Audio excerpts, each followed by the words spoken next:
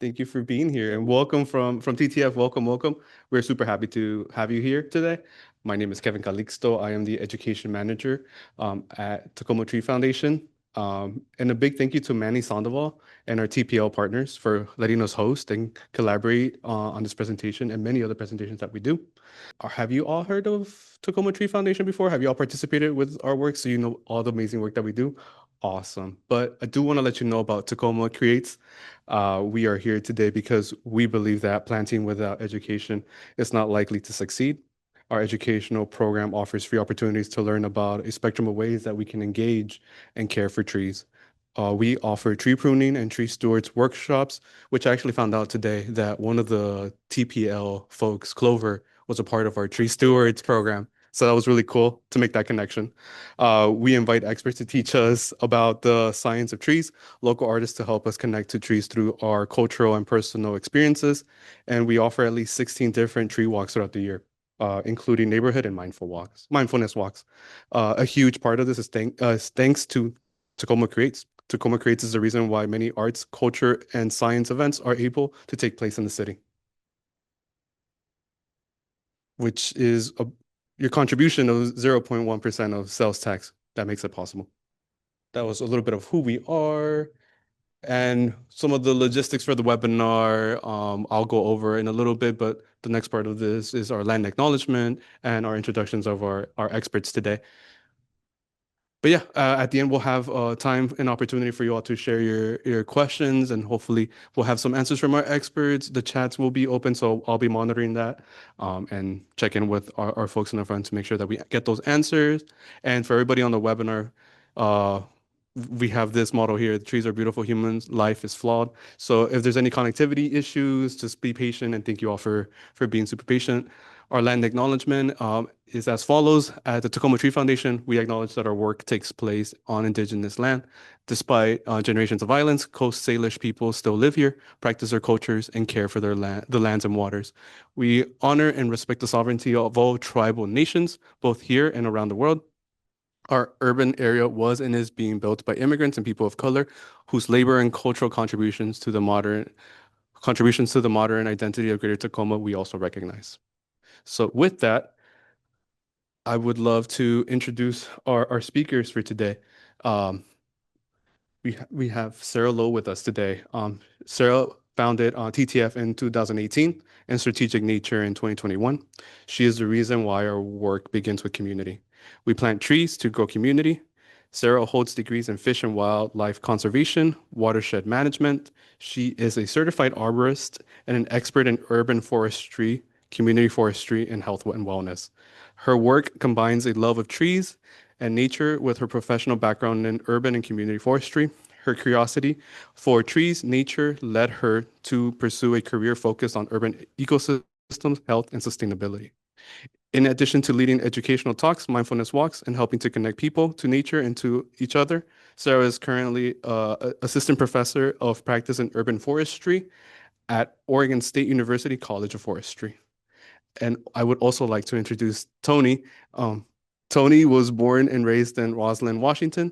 He started working for the Forest Service in 1988 as a wildland firefighter in the Cle Elum Ranger District. Later, he became the Assistant Fuels Management Officer for the Olympic National Forest. Tony has spent the last 10 years managing the forested area of Suncadia. Tony has just become the Community Wildland Fire Project Manager for the Kittitats, Kittitats County Conservation District. So thank you for being here, Tony. Thank you for being here, Sarah. Thanks for having us. It's pretty awesome that Tony's here today, having traveled quite a ways to get here, and a real fire person. I'm going to spend a little time talking about risk in particular and how risk helps us understand how to prepare, basically. When you think about risk, some of the things you can think about is like, how big is the problem? It's kind of like, sometimes say that to little kids, how big is the problem? As they're getting really upset. We can do the same thing in our home landscape. It's like, how big is the problem? We see something we're worried about. Is this a big problem or is this actually a small thing that we just don't understand? What are the possible things that can go wrong? And of course, that it really helps when you have some experience going along with it, then you can really have a better sense for what happens. So, that's why it's excellent to work with experts or professionals. And then how worried should I be? So if it's a big problem, is it a problem I really need to worry about that's immediate and urgent? Which gets into like when do we need to worry? Sometimes we see a problem with a tree, for instance, and it is a sign or a symptom of something that is going to be a problem in the long term, but in the short term, it might actually not be something we need to worry about right now. And the more we know, the more we can kind of plan our strategy for how to address it. And then what can be done about it? So that's where mitigation comes in. I think it's important for us to kind of use similar vocabulary. Hopefully, this is consistent with your thoughts on risk. I'd be curious to know. In arboriculture, we talk about a risk framework, which includes likelihood and consequence. And likelihood is the probability of an unwanted event happening. So, for instance, like a branch breaking and falling on something. And then the consequence is the amount of damage that would happen if the thing fell or if the unwanted event actually happens. So a big branch over a driveway, how big of a deal is it if it does fall, if it does fail? So we can think about risk in terms of, we like to sort of in the tree world and in the fire world, we like to put everything in triangles. Sort of everything has 3 points, and when those 3 points are together, that's when we worry. But when we're thinking about risk, we can kind of think about severity. We can think of the kind of value and the vulnerability to the event. And when we specifically in arboriculture, we think of risk as being likelihood plus consequences. So it's not just that a tree would fall, it's the tree would fall and someone or something gets hurt or injured. And in order to really get to that point, we have to kind of understand what can go wrong. Some of the things that are pretty common when in terms of risk with trees is above ground structural problems. So codominant stems are a classic example. Codominant stems are often the ones that fail when there's a wind event or a storm event, a major event. Hey, and below ground root problems like circling and girdling roots, those things we don't see, but those can be problems that kind of carry forward with the tree, sometimes all the way from when it's a nursery liner, all the way through planting and everything. If it's not corrected, it can follow the tree all the way along. Big wind event comes, and then all of a sudden we're aware that there were circling roots in that young tree that now girdled the tree and made it vulnerable. And then damage caused in large part by people is another common problem that causes risk or leads to increased risk. Things like cutting roots from trenching. So when people put in like a new pipe, sometimes they'll just cut a trench through some big roots, structural roots, and that'll cause a real long-term problems and sometimes immediate problems depending on the tree. And then improper pruning. Many of you have probably seen topping, this indiscriminate cutting of branches, usually at the top, sometimes in a shape, and that can cause longer term problems, and some of those are ones that can lead to an increased risk. Another one is pests and diseases. Right now, we are kind of at a heightened level of concern about emerald ash borer, which impacts our ash trees. We also, once you have an ash tree that has emerald ash borer, it will die very quickly. By the time you notice anything happening, the tree's got about 3 years where it needs to either be treated or potentially removed. Because once it dies, it becomes a huge hazard. It just falls right over from the base. So that that insect can lead to a real heightened risk. And depending on where that tree is, it could increase, the consequences. And then weather and disturbance. So wind, ice, fire, some classic ones. We see a lot of damage caused as a result of these big unexpected windstorms. They're not the everyday things. Trees don't fall down that often just because it's, kind of major weather events. So if you're not sure, it's always great to hire an arborist. This is where I do a little hire an arborist to assess the risk of a tree, because I'll tell you why in a second. And preferably somebody who has a tree risk assessment qualification. So I have a tree risk assessment qualification, which means I've gone through it. Became a certified arborist. That required some experience in taking a test, and then a few years later, some years later, I took another class, 3 days all day, and then leading to a test, and took the test and was able to pass. And so that made me tree risk assessment qualified. It doesn't mean I know everything. Anybody with track doesn't necessarily know everything about anything that can possibly happen. It means they know how to do this systematic approach. And so what I'm showing up here is part of the data form.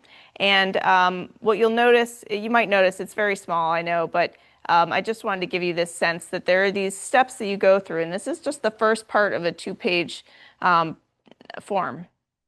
And the first thing I want to put your attention to is this target description. So targets, what are they?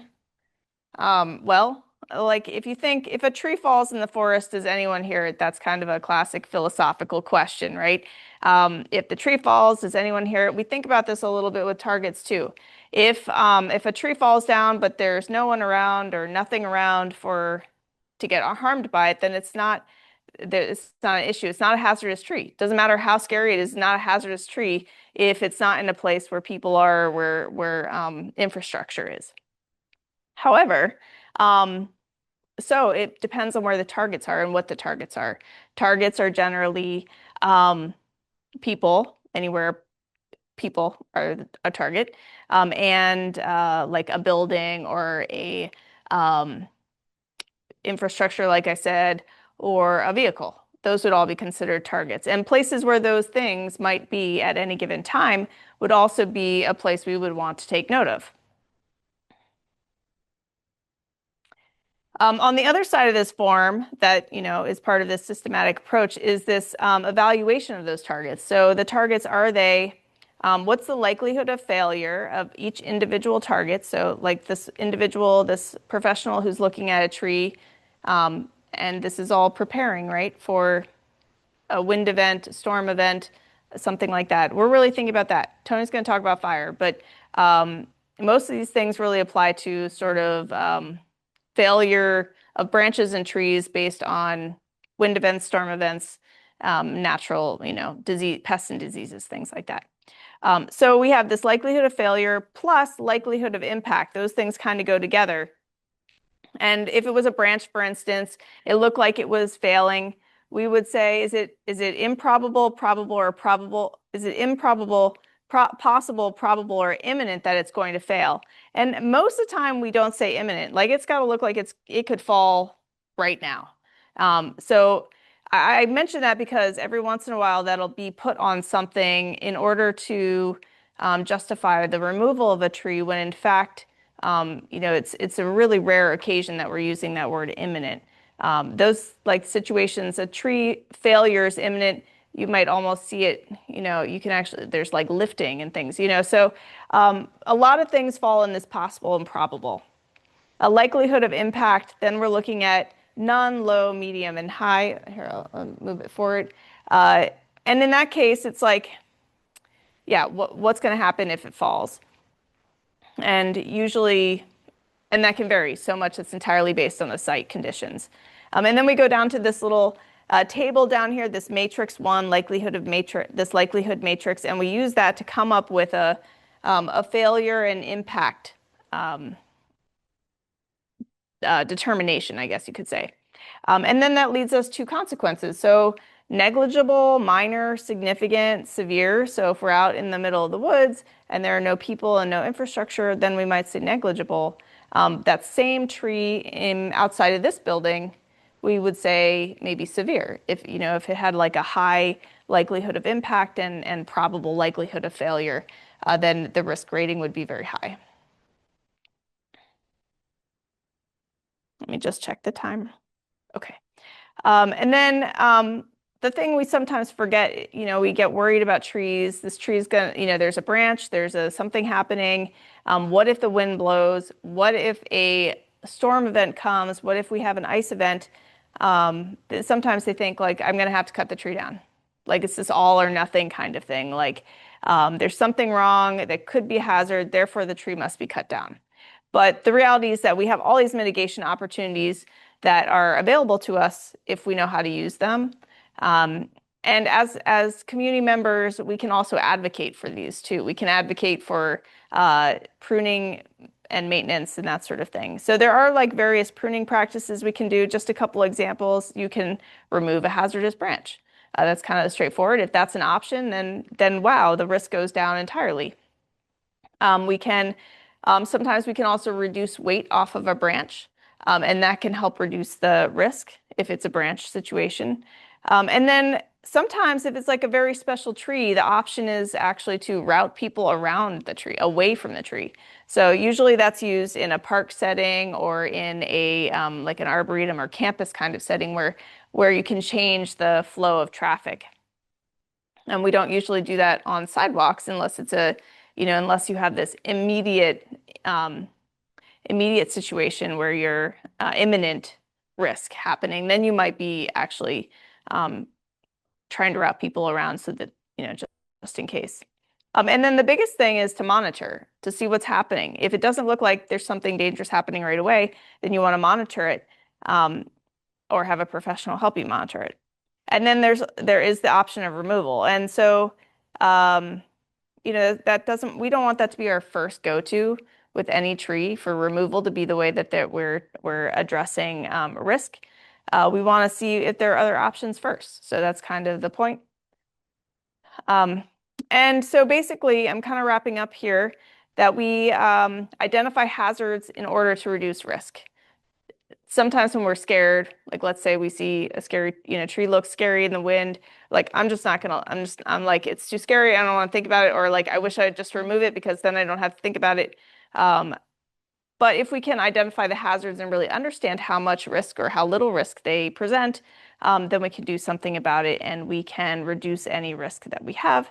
And ultimately, doing this kind of systematic approach to looking at our landscape from this perspective helps us preserve trees and helps us kind of grow a quality environment around us. And I just kind of wanted to wrap up with two things before I hand it off to Tony, that ultimately we want to have like a resilient landscape. And sometimes that does mean removing trees. Sometimes that does mean removing shrubs or branches and that sort of thing. But ultimately, if we look at kind of our whole landscape from a system perspective, that we can help like create a resilient community so that we can bounce back if there is an event of some sort. More resilient communities are less vulnerable to disaster. And in the context of like arboriculture and hazards related to trees falling down, that kind of thing, when we are doing the proactive monitoring and maintenance, and we're making our communities more resilient when we're kind of looking out for these trees and for the communities for the community members who are around these trees. Are you going to show them this map? No. Okay, all right. So Tony's going to talk about fire, and I just thought I'd step into it for just a second to talk about the fact that, with the LA fire, people got really scared about fires in urban areas, and LA is actually in the wildland urban interface. It's like mapped in the wildland urban interface. And I thought I would just let you know, because it doesn't mean that all urban areas are sort of like equally vulnerable.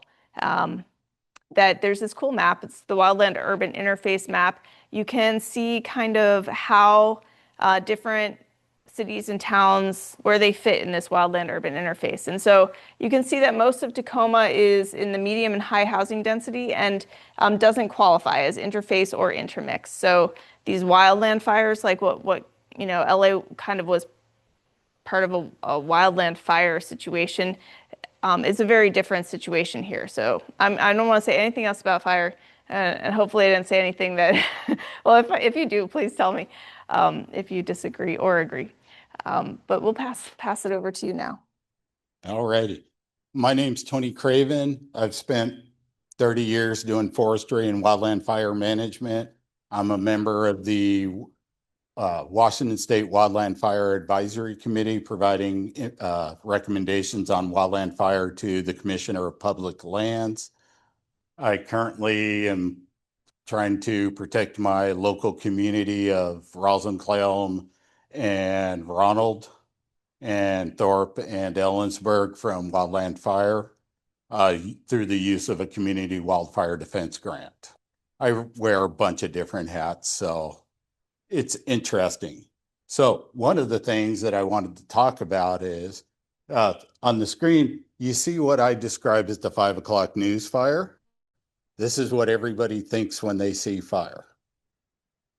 95% of the fires within the state are caught within the first 24 hours, and generally very small fires, only a couple acres. The next 2 to 3% of fires are caught within the next 24 hours to 48 hours. So the only time we really get these big flames that you're seeing are on 2% of the fires. Granted, those 2% of the fires burn most of the acreage, and those are the ones you see on TV all the time. So we'll show this video. And so the important part I want to kind of lead to this is this video is by Jack Cohen, who pioneered community resilience and looking at what burns homes down. And he started back in the late 90s, early aughts, and he'll be in the presentation. And so one of the things that's key to burning homes down, it's not the flames like this, it's the embers that come from it. And he'll talk about that a little bit in this video. So what this video is actually showing is the big flames. The flames are not more than, at various times, only 25 feet from that house. And as we go through the video, Jack talks about a lot of different things. I'm just using it for the graphics mainly, and it's cool to hear from Jack. So as you look at that, I want you to think about it. That's 25 feet away. Those trees that you're seeing, this is the aftermath. Oh, here, let me stop this. Okay, well, you see all the black trees that were in that video? And then on the left, there was trees with a little bit of green on them. Think about that. All of that heat that you saw, and the trees still had their needles on it. And so the key I wanted to talk about there is community resilience is really focused on, it's not the trees anymore. It's how your home is built, what is flammable next to your house, and being able to resist embers for long periods of time. And the other big window is making sure you have double paned windows, because if you have single pane, they crack at like 220 degrees. That would have been enough heat to crack the windows and embers go in. But the fire was not hot enough to actually catch the wood on fire. And Jack's doing some interesting things. We'll move on from Jack's presentation. Oh, held it. Zoom back. There. See the trees on the left there? Those are the ones I was talking about. This picture here is some work that I've done over on the east side of the state. As I said, I'm from the Roslyn-Clallam area. If you look at how dense the forest was before we did the work, this would have led to the pictures that you saw in Jack's video.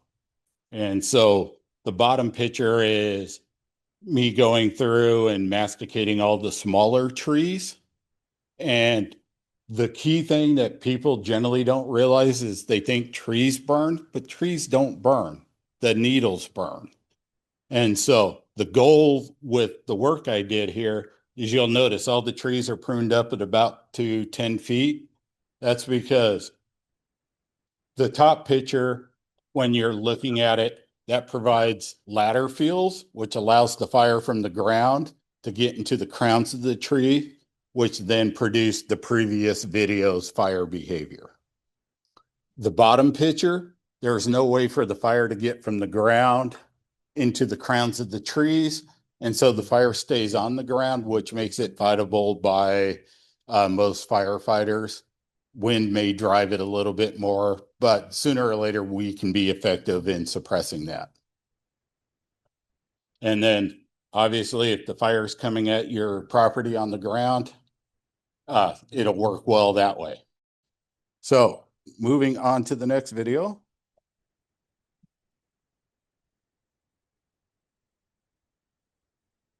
So because I didn't want to call out anybody's house, I'll use this old tree fort that's next to my house. I don't know how it ever got there, but let's do an analysis of what we need to do to protect a home. So you can see it sits next to a big tree. And what did I just say about trees burning? They don't. So the tree right next to the house is not really a threat other than it puts a lot of pine needles on top of the roof, which then could burn the home down. It sits on a hillside. The shrub layer is all the way up to the house. So one of the things that we are now focusing on in protecting homes and in the California fires, the research shows if you've got 5 feet of gravel between your house and vegetation, odds are your home's not going to burn. It increases because here the fire is going to burn right up to the wood. And so the flames are going to be touching the wood and the house would burn in that scenario. In the Jack Cohen video, the house was only subjected to radiant heat, and we've all been around campfires. The closer you are to the campfire, the hotter it is, the further away you move. And if were a young kid, not smart enough to not put your hands in the flames, you get burned if you do that. And see, so that is the other thing. Also in this, you can see a little bits of moss growing on it. Also, let's see, does the mouse? Oh, you guys wouldn't be able to tell, but I'll try to use that here. If you look near the roof, you see how the roofing's pulling away from the structure. That's where the embers will flow into and get trapped, and they'll smolder in there. And the fire will be long gone. A couple hours later, another day later, if they maintain their heat, that's what burns houses down, is embers getting trapped in places and then being able to ignite the wood or whatever material around there. So another good place is your vents. Generally, you've got lint in there, dust, little pieces of wood. That's what embers can start on fire. They don't start big pieces of wood on fire.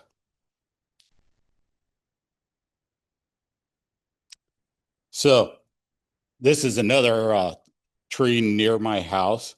And I just wanted to point out, see how the tree is pruned up to about 10 feet there? It's going to be tough for a fire to go from the ground to the crown of the trees. But on the other hand, the trees on the left, or the shrubs on the left-hand side, are growing up pretty good. And as long as they're green, they won't catch the tree on fire, but later in the summer they will.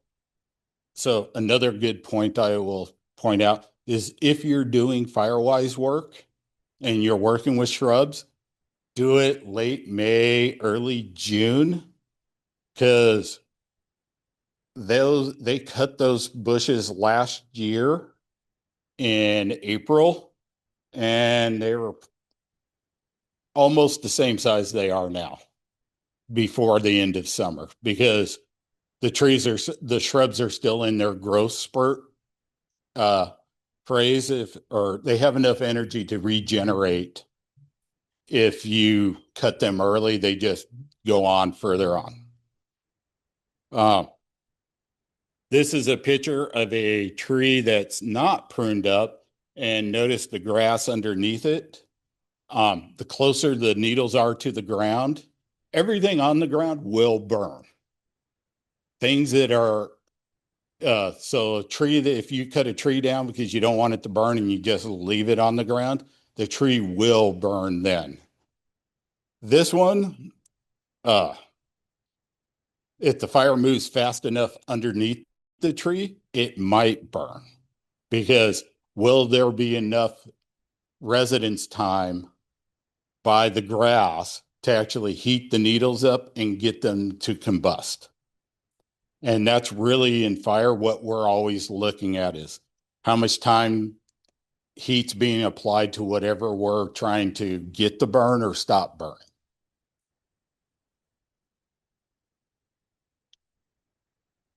This is a friend of mine's house, and I happened to be driving by it the other day. And if you notice up by the chimney, you will see little groups of pine needles, and those could catch fire, preheating the metal and catching the underside of the roofing on fire, not including the fact that next to the chimney, you see how it's got that little A-frame there? That will catch embers also. So you're not going to hear me talk a lot about flame lanes in this. It's always embers that burn down houses, mainly in California. In the Jack Cohen video, we didn't get to see, but they show firefighters from the LA fires, and there's just embers flying all over the place, because homes, when they catch fire, that's what they produce. And so going back real quick, we'll continue on. So this is another picture of my friend's house. You'll see how it has that angled underneath the stairway. That's another trap for embers if the wind's coming from that way. And she will be investing a lot of money to retrofit her house so it doesn't burn. But these are the things I'm pointing out to her. And then you see the little bit of material on the ground in the bottom right here. She doesn't have the 5-foot barrier from her house, but if she did, the little bit of debris on the ground would not be enough to catch her house on fire. This is some shrubs next to the house. In general, bushes, trees, all vegetation burn for approximately 60 seconds. So as you can see, I think this was about 15 feet to 20 feet from her house. So 60 seconds of heat from these shrubs will not be enough to actually catch her siding on fire. And this is the other thing. So these trees have all been self-pruned. And generally, if you're in a forested environment, you want the spacing between the trees so a crown fire does not move through the crowns, which is an extreme fire behavior. You would want it spaced out more like in my first picture. So going back, I think a couple of things I want to touch on real quick. The key is with fire is to think of it just like a campfire. You can't start a campfire with big pieces of wood. Well, you can if you add enough diesel and gas for a long period of time, which then goes back to that residence thing that I talked about. If you apply heat enough to things to burn, they will catch fire.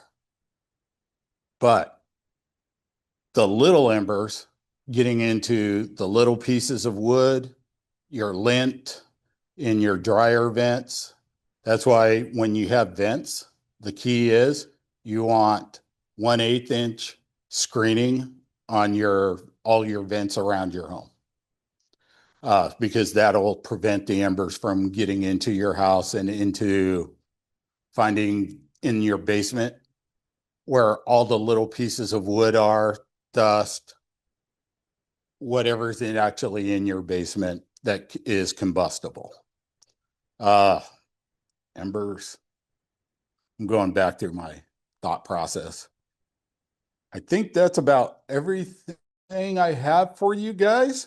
Do you guys have questions? Because I was trying to, going back to one of Sarah's talking points, what I wanted to talk about when she talked about dead trees.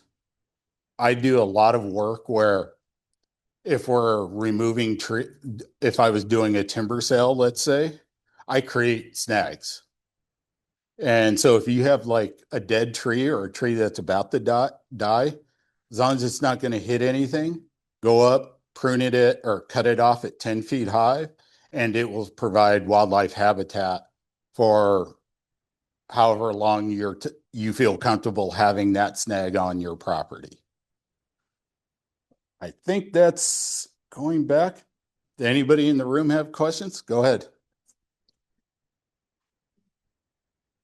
Trimmed a lot of the trees out. I was wondering where approximately was that? Where was that? That is a good question. I think that was at the Cle Elum Airport. Because I'm wondering if it was out in one of the state forests or national forests, and I was kind of not want our wild forests to look like that. So I assume this was like near an urban area. So let me rotate back a little.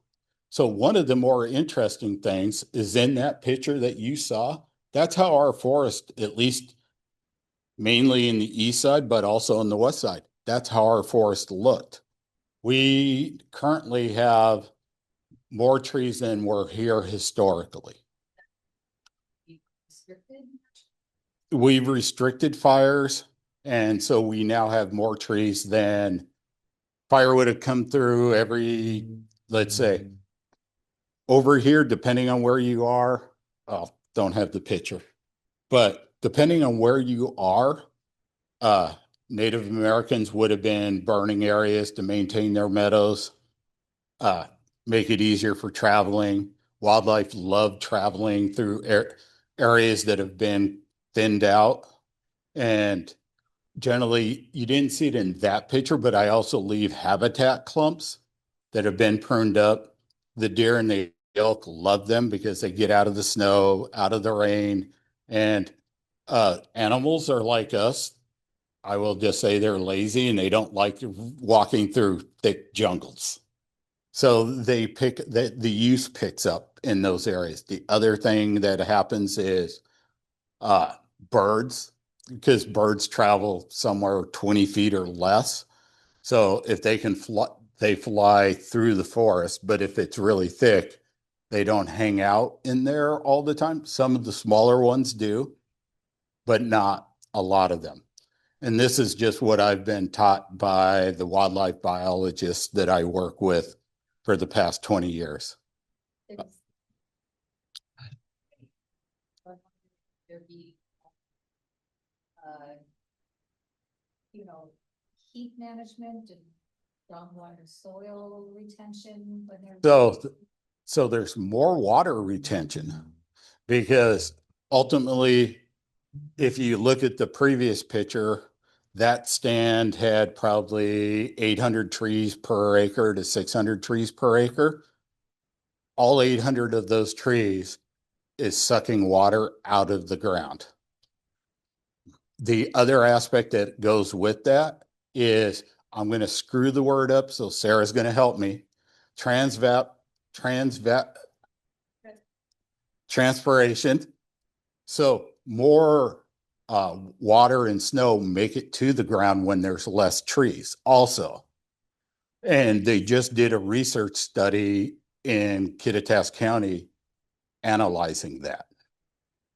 So that's one of the reasons why we see more insect outbreaks, is because Mother Nature prefers fire to clean up its forest.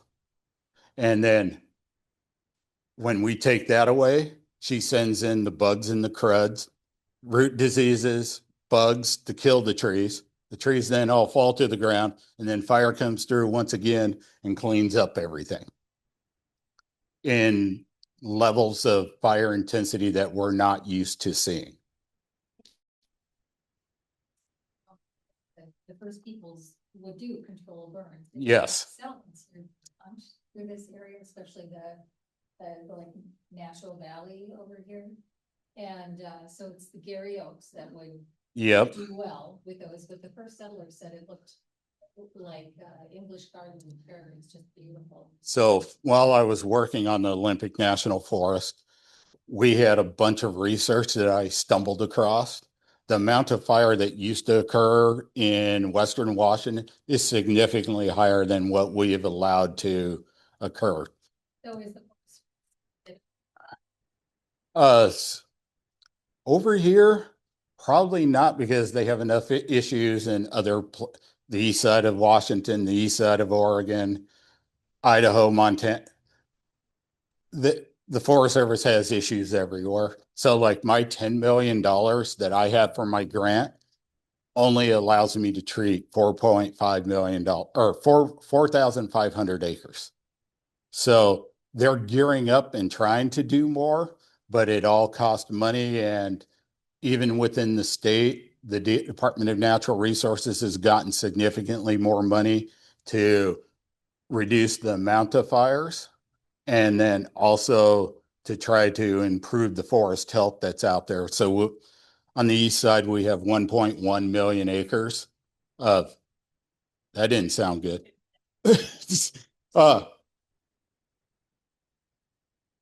So 1.1 million acres of forests that are in an unhealthy condition or prone to fire. And if you take my $2,000 an acre, that's a few $1 billion that's needed while trying to pay for education, healthcare, all of it. So these are the challenges we have when we're doing all of these things. And I had one more thing that went in there.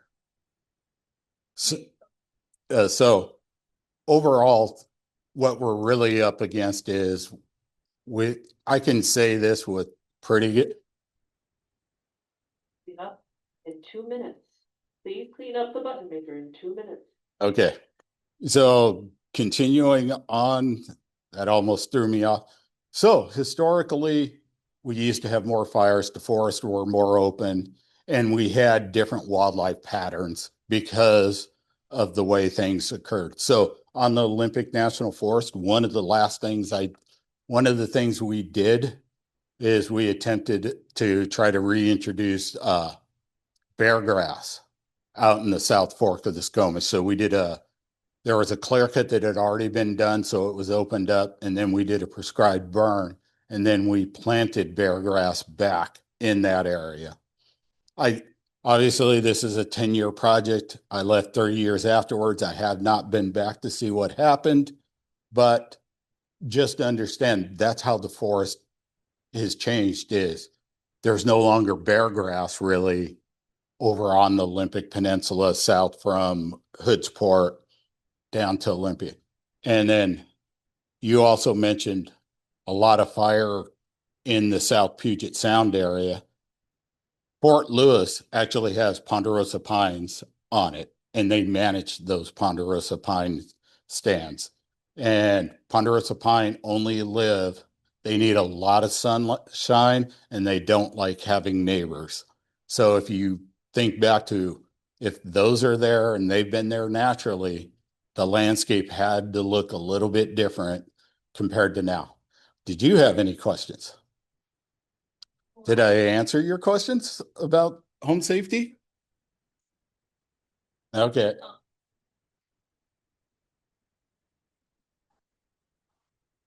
It's so good for the soil. Okay.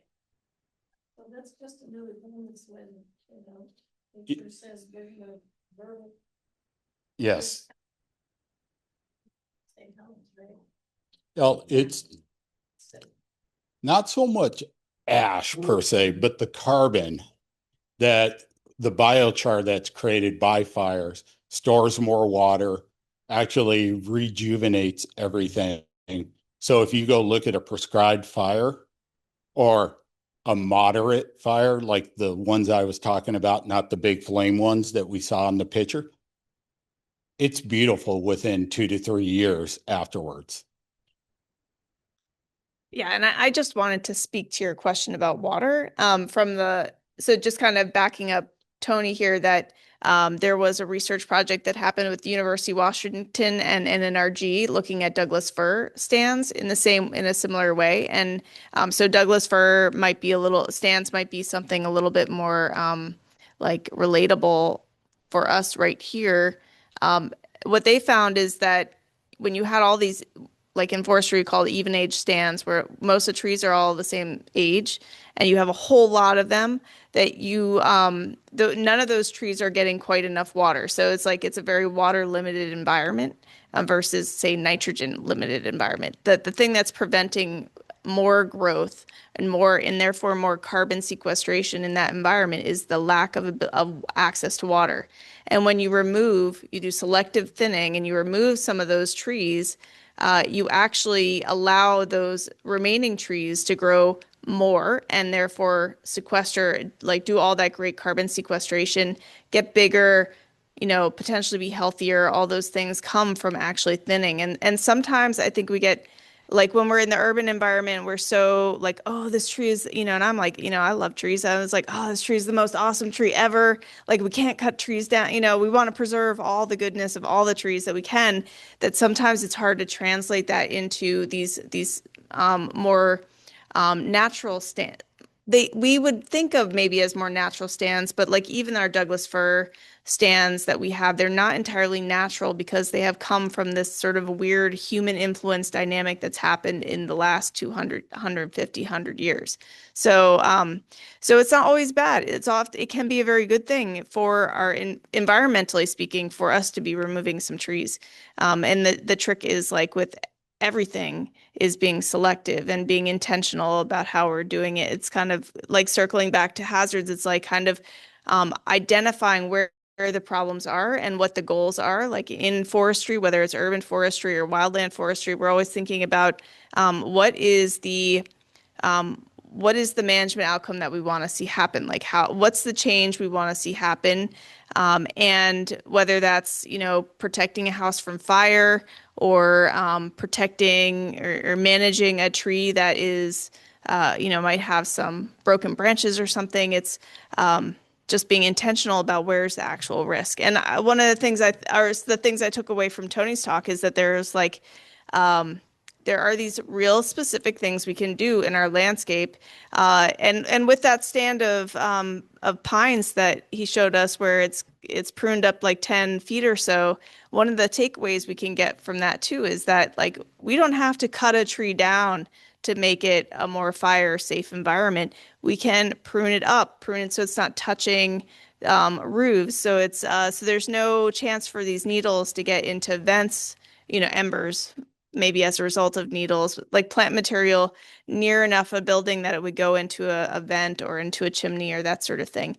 Similarly, with our potentially hazardous trees, or mitigating risk with trees, we just kind of want to look at like, oh, where's the risk? Where's the actual consequence? And then we can better, make choices. So it's this real active, intentional management that we do that prepares us for any sort of natural or unnatural disaster disaster. I'm using that like that. Maybe that's a small acute thing, or maybe it's a big chronic thing, but you know, we can use the resources we have and try to maybe recruit more. Yeah, do you want to add to that? I was going to say, one of the things that I talk about a lot, the goal is keep certain things burning, let certain things burn. Fire is very a formula type thing. It's a lot of physics. And so with that big tree with the grass underneath it that I said should be pruned up, well, I could just prune it up 6 feet, cut all the grass. The fire is not going to get to the needles. And so fire is that way. You don't have to do a specific thing sometimes. If you remove the grass, you don't have to prune as high. If you want to keep the tall grass, you want to prune up higher because you need 3 times the flame length to make it so that the crowns of the trees don't burn. And then the other thing I was going to mention is when people talk about, at least within the South Sound area, remember, fire was in this landscape most of the time. And so if we're talking natural, we have to accommodate the role that fire had within our natural landscapes, because otherwise it just goes horribly at some point, because then all the trees die or a fire shows up and burns all the trees anyway. And, or as I said, right now we seem to be doing droughts every year. If we had less trees, more water would make it to the ground. I'm not advocating, just so you're all clear, I'm not advocating cut all the trees to get water, but less competition for water. Trees are healthier, they don't die. That makes sense. In this kind of a developed area, it's the mega warehouses and impervious pavement that's keeping the water from reaching our aquifer. I was just. Yeah, that's Asphalt, we don't have in the city of Tacoma. Is there any hope that they're gonna rip out a bunch of this concrete and asphalts and mitigate that? And They are doing some of the newer streets. They're using permeable pavement. yeah, and they have to plant one tree per property too, I hear some. I'm talking about like the staff, like South Tacoma, South Sound, where I live. The heat desert, the red water district that's come. The air quality. That's horrible. yeah. I Yeah, live here too. yeah, it's disgusting. But a lot of it is, like my house was built in 1947, so when we first moved in to that neighborhood in 1990, my grandparents had lived in that neighborhood since 1941, and so on. So there's a lot of generational families that live in my area. And, but there used to be a lot of trees. It's just that nobody maintained them, and so they died and fell over and nobody replaced them. So, but when you're talking about doing all this fire mitigation, yes, we were just letting the gutters out again last week, because talk about embers, get it out of there. No. So, but what can you do as a homeowner if you live in a neighborhood with, I'm sorry, but derelict neighbors? Derelict property owners? So, What else can you do? Well, Pay for your irrigation in your garden. Prune everything. I'll tell you, because I forgot to mention this. So, there's a siding called Hardy Plank. It's fire resistant. If you have that around your home and you manage that, you gravel the 5 feet around your house with just gravel, or have it dirt with no vegetation in it, so that you don't get direct flame contact with your house. You have your windows double paned, tempered preferably, but that costs a lot of money. So if you've done the, and you have metal roof house, because in the California fires 5 years ago, I think like 40% of the homes that burned, or if you had a metal roof, you had a 40% chance alone your house was going to survive. So the key is, if you take care of your property, what happens next door doesn't matter unless there's a structure there. Do you have a structure there?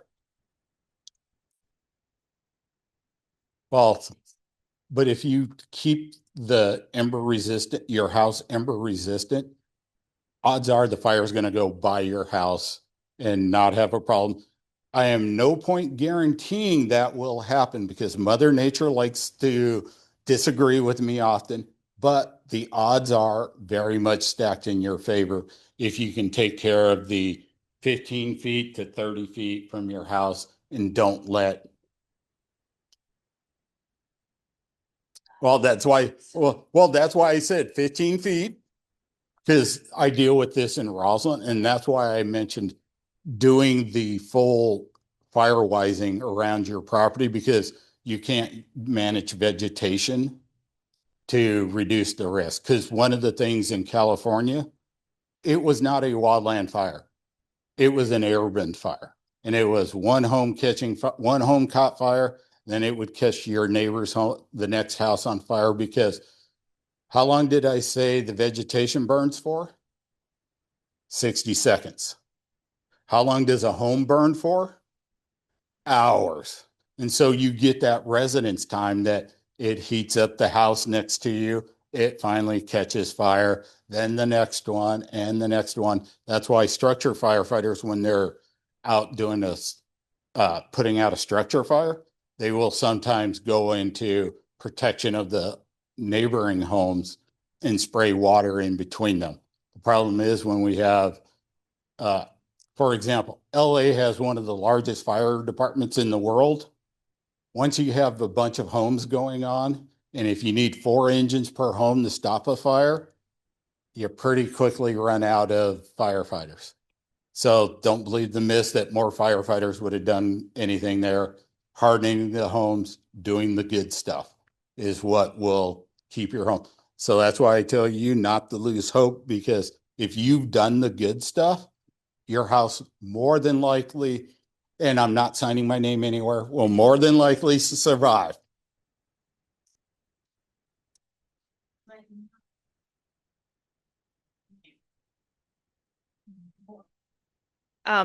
It looks, well, before you ask another question, Kevin, is there anybody online that has a question?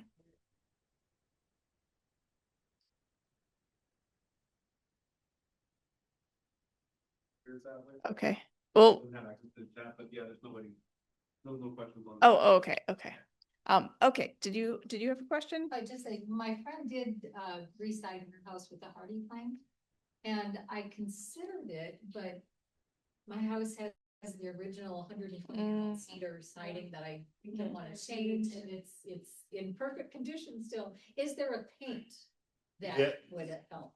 So yes, but I don't recommend it because their UV ultraviolet breaks down the resistance of it somewhere in 3 to 5 years. I haven't seen latest studies, but the key is go back to what I said. If you can keep fire from touching that cedar, it doesn't burn. If you can reduce the amounts of radiant heat that cedar siding is exposed to. So Suncadia was all about having cedar siding on homes. And I would always tell homeowners, you just need to make sure that the vegetation is far enough away and it's only burning for 60 seconds. So as long as it burns quickly, it won't, and you don't have a massive wall of heat, odds are the cedar siding's not going to catch fire. So that we could have come to our homes and do a walk around. So in South Puget Sound, if you reach out to the local conservation district, they would be able to help you. Pierce County Conservation. Pierce Counselors. And they have a person whose job it is to do that sort of thing, or to at least advise you on next steps. So what about getting them to kind of scope the rest of your neighbors and to get some action from the city, 17 years later? Yeah. Conservation districts. I will describe it this way. Conservation districts are in the helping you business, not the enforcement side of the world.